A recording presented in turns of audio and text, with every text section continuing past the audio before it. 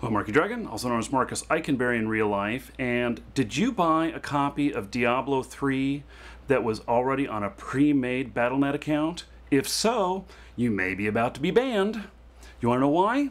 It's because people were selling these on eBay and a whole bunch of other places. I saw these a couple of days ago. We looked at them. The price was awesome. The price was between $30 and $40 for an account. And I looked today, and there's none on here today. But I looked a few days ago, and I was like, how the hell are they doing this? That's below wholesale. I mean, I know what the wholesale prices are of these, and it's not $30 or $40. I can tell you that. So here's what's happening.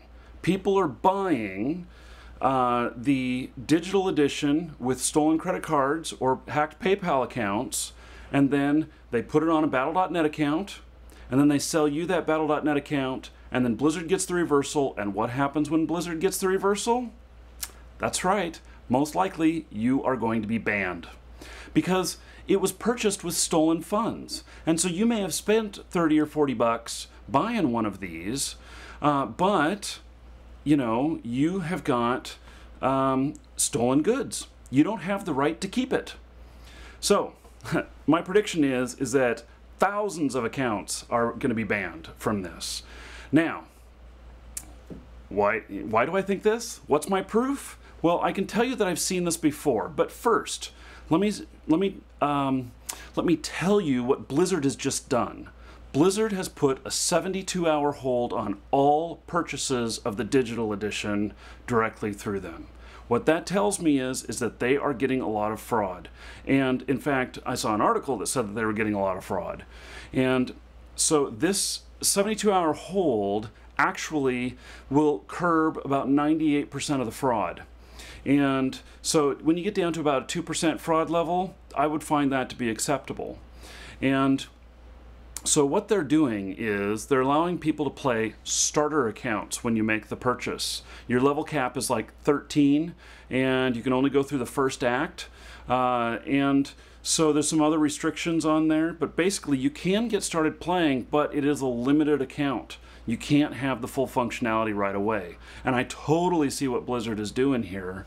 It totally makes sense. And now here's why I know what's going on. I've seen it before. So I've seen it multiple times, all the way back as far as, I think about the year 98 or 99 in Ultima Online. And basically, it was stolen credit cards. They would use the stolen credit cards, they would buy officially from EA the game time codes, which was 30 and 90-day codes back then, which were, I think, $13, and then it was $40 for a 30-day or something like that, or for a 90-day. And then they would sell them for half price to the public. And, you know, I saw that and I'm like, what the hell's going on? You know, how is it that they can buy them so cheap? Well, basically, you know, the anti-fraud systems that they have in place at a lot of these places are good, but they don't catch everything. And when you let the fraudster through once, they come back again and again and again because it's based on beating their anti-fraud formulas. And so once they figure it out, they're in. And that's one of the reasons why we're so anal when we sell stuff at markydragon.com. We do, you know, so here's a plug for us. We do have copies of Diablo 3 available, and they're legit. They are unregistered keys. We're not selling you accounts. We're selling you unregistered keys. So anyway, it's something that I predict is about to happen, and the rumors out there are as many as 25,000 accounts are going to be banned or are, you know, subject to being banned this way. I actually think that that number is probably a little bit low because I know of the kind of volume you could do when you automate something like this. And the auctions that I saw several auctions on eBay, and I could have bought like 20 copies, bam, just like that. And it was really kind of tricky how they did it because it said it was a sealed box in the description, but then when you go down into the further description, it was actually saying that it wasn't a sealed box, that it was the digital key, and so it wasn't sealed, but that they weren't sending you the key, they were sending you the Battle.net account.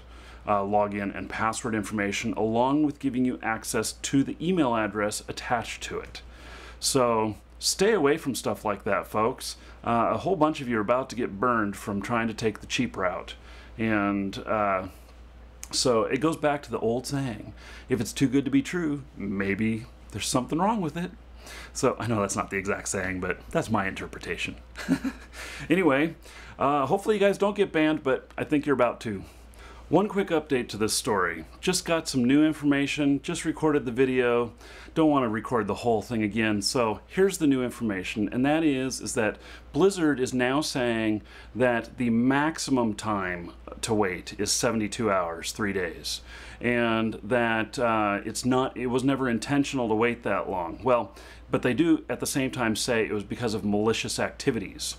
They say that it can get approved in as little as 3 hours, and then it can take all the way up to 72 hours. So anyway, they are running heavy anti-fraud on everything, on all of the sales, which good for them, they should be. Who wants to take the fraud? So anyway, it's not a guaranteed 72 hours, but it's gonna be longer than instant like it used to be. I'm Marky Dragon, take care.